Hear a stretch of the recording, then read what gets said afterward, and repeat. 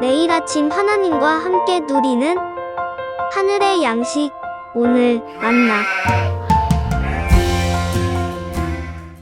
제82편 아삽의 시.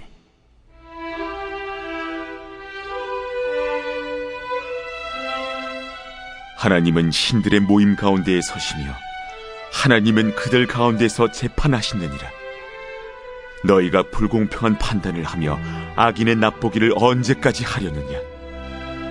가난한 자와 고아를 위하여 판단하며 곤란한 자와 빈궁한 자에게 공의를 베풀지며 가난한 자와 궁핍한 자를 구원하여 악인들의 손에서 건질지니라 하시는도다. 그들은 알지도 못하고 깨닫지도 못하여 흑암 중에 왕래하니 땅의 모든 터가 흔들리도다. 내가 말하기를 너희는 신들이며 다 지존자의 아들들이라 하였으나 그러나 너희는 사람처럼 죽으며 고고 안에 하나같이 넘어지리로다. 하나님이여 일어나사 세상을 심판하소서. 모든 나라가 주의 소유이기 때문이니이다.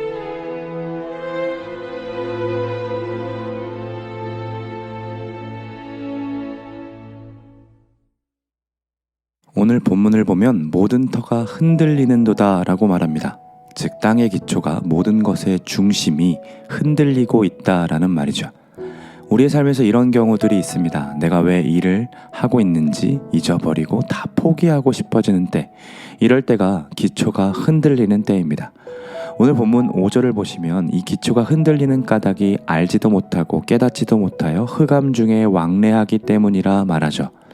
그럼 무엇을 알지 못하고 무엇을 깨닫지 못했다는 것일까요? 그 답이 1절에 나옵니다. 하나님은 신들의 모임 가운데 서 계시고 하나님은 그들 가운데서 재판하시는 분이라는 그 사실을 잊어버릴 때 나타난다라는 거죠. 즉 왕과 고관들은 백성들에게 신처럼 여김받는 자들이었습니다. 그런데 자신들의 위치가 하나님이 세우신 자리를 잊어버린 겁니다. 하나님께서 통치하시기에 위탁받은 자리임을 잊어버리게 된 거죠. 하나님이 그들 모임 가운데 계시고 재판하신 분이라는 것을 잊고 살아갈 때에 모든 것이 흔들리게 됩니다. 기초가 흔들리는 건 바로 여기서부터 시작된다라는 거죠. 하나님이 그 가운데 왕으로 계심을 알지 못할 때부터 이렇게 흔들립니다.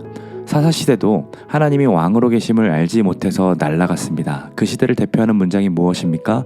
그때 왕이 없으므로 자기 옳은 소견대로 행하였더라 라죠. 사사가 바로 재판관이라는 말인데 그들이 재판관으로 서 있더라도 자신의 위에 그 하나님이 계심을 알고 있어야 됐고 깨달았어야 했습니다. 그러나 기드온도 입다도 삼손도 다 자신의 소견을 따라 행동합니다. 결국 백성들까지도 그들의 마음대로 살아내는 것이 바로 암흑기를 겪었던 사사시대의 이야기죠. 이로써 알 수 있는 우리 삶의 기초는 내가 재판관이 아니라 하나님이 재판관이라는 사실입니다. 이것을 잊어버리고 자신이 재판관이라 생각하기에 자기 유익대로 재판했던 거죠. 2절을 보십시오. 불공평한 판단, 악인의 납보기를 언제까지 하려느냐라고 말하고 있죠. 이 말은 언제까지 불공정하게 재판하고 악인들의 편만 들어줄 것이냐는 말입니다. 하나님이 너희 위에 계시는데 그렇게 불공평하게 판단하는 것이 옳으냐라는 겁니다. 그들이 하나님 자신이 위에 계심을 잊어버리는 순간 그들의 판단은 결국 내가 이익을 볼 수 있는 쪽으로 기울여 버렸습니다. 하나님께서 그들을 재판관으로 앉혀주셨고 왕으로 세우신 이유가 바로 3, 4절의 삶이 실현되기 위함인데 그것들을 망각했던 거죠. 그게 어떤 삶입니까? 가난한 자와 고아들의 권리를 제대로 찾아주는 삶, 곤란한 자와 빈궁한 자에게 공의를 베푸는 것, 그리고 힘들어하고 어려워하는 이들을 구원해주기 위해 올바르게 판단하는 것, 그것이 바로 왕과 재판관들의 임무였습니다. 그러나 그들은 신들이라는 칭호를 가졌고 하나님의 아들이라고 불리우긴 했지만 사람처럼 죽으며 고관처럼 넘어지는 삶을 살았습니다. 즉 거룩하게 구별되지 못했다라는 거죠. 그래서 시인은 소리치며 찬양합니다. 8절을 보십시오.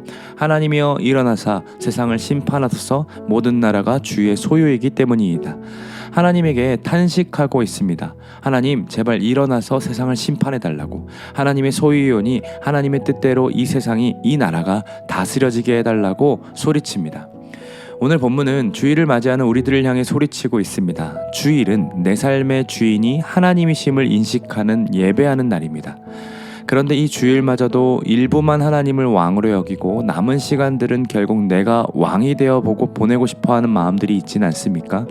만약 우리가 주일에 우리를 부르신 분을 잊어버리고 빨리 예배를 드리고 쉬고 싶다 이야기하면서 내 시간을 더 확보하고 싶은 마음이 든다면 우리도 하나님의 자녀요 예수님을 닮은 자들이라고 불리우지만 결국 우리의 삶은 우리의 이익을 구하기 위해 불공평한 판단을 내렸던 재판관들과 다름이 없던 겁니다. 하나님이 왕으로 계셨지만 자신이 왕이 되어 자기 소견대로 행했던 사람들과 다를 바가 없는 거죠. 하나님을 만나고 예배한 우리들의 남은 시간, 우리를 위해 쓰는 것이 아니라 주변의 이웃들을 돌아보며 섬기는 데에 사용되어야 할 것입니다.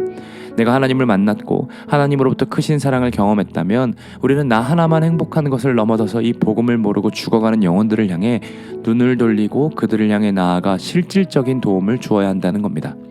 2절의 3절과 같이 가난한 자와 궁핍한 자들을 위해 곤란한 자와 빈궁한 자들을 위해 우리의 시간을 내어줄 수 있을까요? 에너지와 재정을 내어줄 수 있을까요? 우리가 만약에 내어줄 수 있다면 그것이 바로 그리스도인으로 살아가는 방법입니다. 그것이 예배하는 자가 행해야 되는 행동인 것이죠. 우리의 삶에서 모든 것이 흔들리는 것처럼 느껴지는 것은 하나님이 나의 주인이시며 나의 삶은 하나님의 뜻대로 이웃을 사랑하는 것, 이 사실을 알지 못하고 살아내고 있지 못하기 때문입니다. 여러분 혹시 돈이 없어서 불안해하고 기초가 흔들리는 삶을 살고 계신가요? 그럴 때 돈을 달라고 기도하는 것이 아니라 8절의 말씀처럼 기도해야 된다는 겁니다. 하나님이여 일어나사 나를 심판해 주십시오. 내가 가진 모든 돈이 주님의 소유라고 말할 수 있도록 온전히 맡길 수 있도록 기도하고 심판해 달라고 기도해야 합니다. 자녀들과 가정에 대한 문제 또 미래에 대한 걱정 때문에 기초가 흔들리는 것을 경험하고 계십니까? 하나님이여 일어나사 나의 모든 불안을 심판해 달라고 외치셔야 합니다. 그래야 내 자녀가 하나님의 소유이며 우리 가정이 하나님에게 달려있다고 선포해야 하는 거죠. 그것이 남들과 다른 삶을 살아가는 그리스도인들의 삶의 방식입니다. 사랑하는 여러분, 오늘 드려지는 예배를 통해 주도권을 넘기지 못하고 내가 주인이 되려 하는 그 나의 모든 부분들을 하나님 앞에 맡겨드리는 하루였으면 좋겠습니다. 내가 아까워하는 시간, 아까워하는 돈, 에너지 모든 것들을 하나님께 드리며 하나님이 재판해달라고, 하나님이 판단해달라고 이 모든 것이 다 하나님의 소유라고 고백하는 하루이기를 소망합니다. 그래야 우리가 할 수 있는 것, 내 것이라 여기며 내 이익을 따라 움직이는 삶이 아니라 하나님이 보여주시는 가난한 자, 궁핍한 자들에게 내 시간과 에너지를 내어주며 곤고한 자와 빈궁한 사람들에게 내 재정을 흘려보내는 복된 주일이 되기를 간절히 소망합니다.